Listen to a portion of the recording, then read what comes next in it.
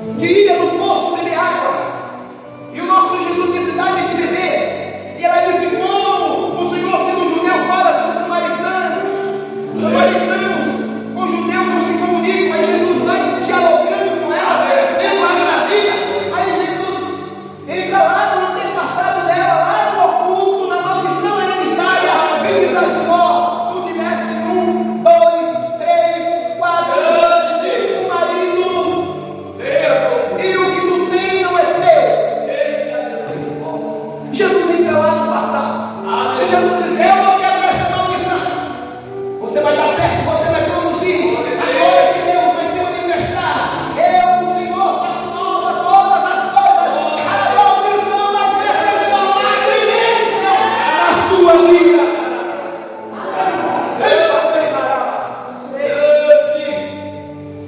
O Senhor Deus diz que a alma que pecar, essa morrerá. O filho não levará a iniquidade do pai, nem o pai a iniquidade do filho. A justiça do justo ficará sobre ele, e a perversidade do perverso cairá sobre este. É uma lei da semeadura. O que eu planto eu colho. Se tem portas abertas do teu antepassado, Deus vai quebrar. Deus vai despedaçar